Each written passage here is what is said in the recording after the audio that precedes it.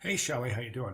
Okay, I've got your work up and resume, letterhead. Well, we don't see the letterhead, but I definitely see I'm sorry, the cover letter. We definitely see the letterhead and the resume, and I think that you've done a good job here. I've got a couple of comments I think that are going to make some good sense. Now, the way that you have the letterhead set up right now, you have this logo here, then you have your some other contact information here, but then you have further contact information here, and in a fourth location down here. Um, let's say reference. Yeah. So you're using all four corners, which means that you're adding four visual stops to this piece that aren't necessary.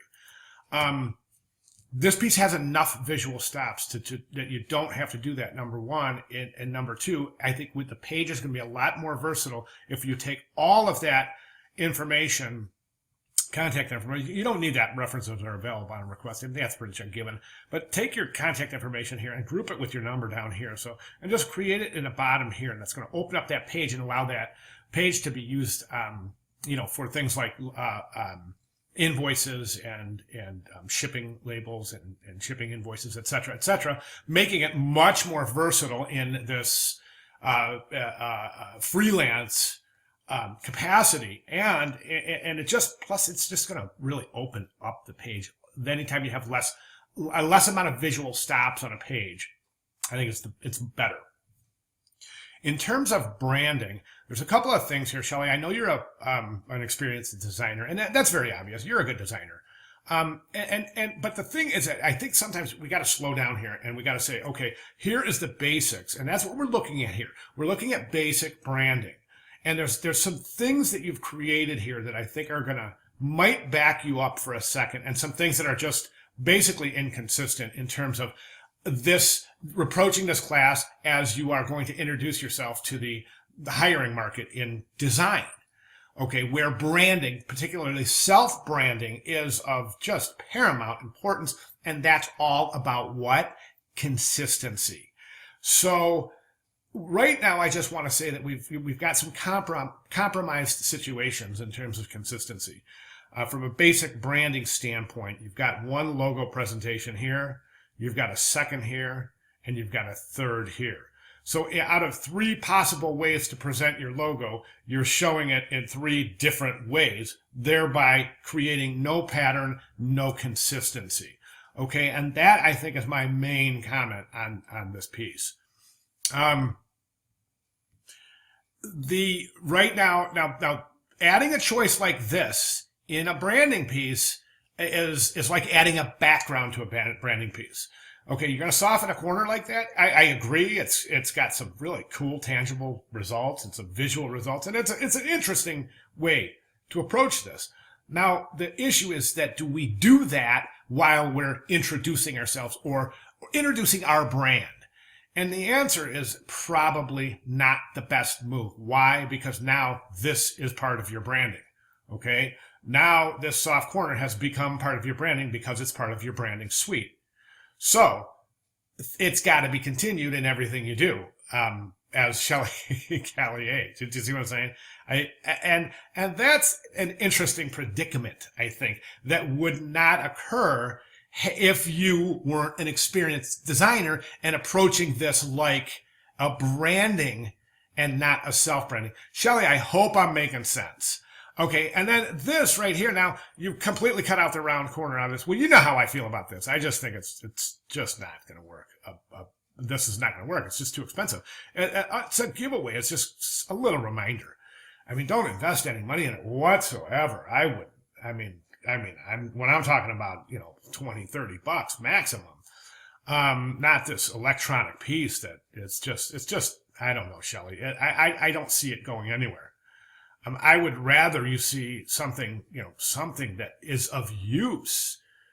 Maybe a zip drive. I know I'm being trite, but maybe a zip drive or a little office kit with a zip drive and a pen and, I don't know, just something that's usable.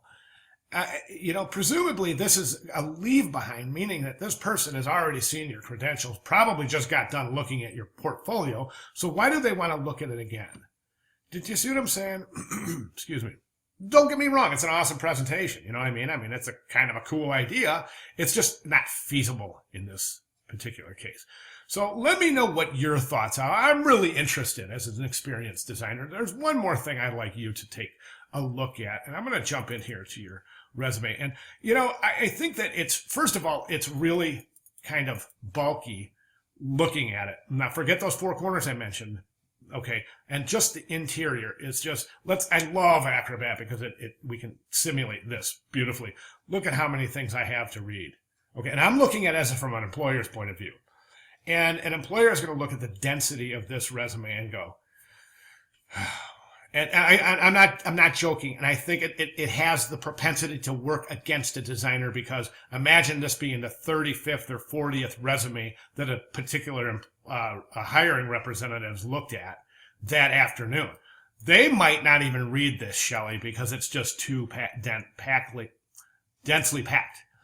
Okay, so I jumped in here just to take a closer look so we can see what's going on. And you've got a lot of stuff here that you really don't need. You can really condense a lot of this type. Top-notch executives, writers, producers, editors, 2 and 3D ends. Just say 15 years in digital media experience, professional digital media experience. That's all you have to say.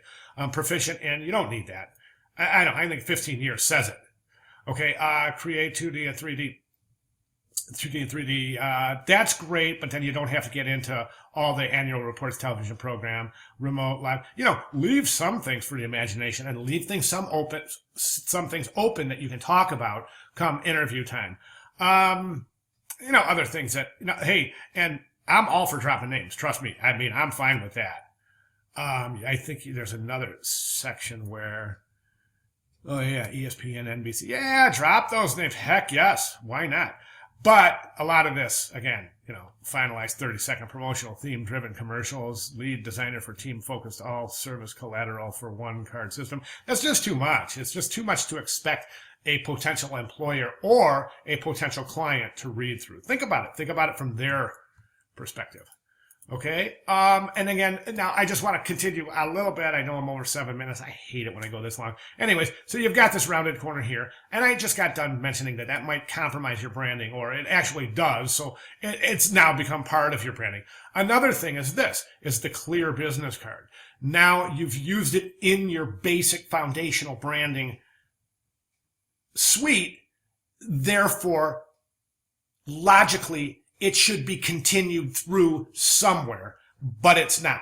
So just keep that in mind. If you're going to use this clear business card, don't use it just because it's a cool clear business card. Remember branding first. So you would want to continue that somewhere. I don't know if how you're going to do it. An envelope. It's really a difficult situation. I mean, maybe you could do something with that clear substrate in your leave behind. See what I mean? That would tie things together. All right. I hope I'm making sense. Shelley, I'm really interested on your reaction. Let me know what you think. All right. Good job. Thank you.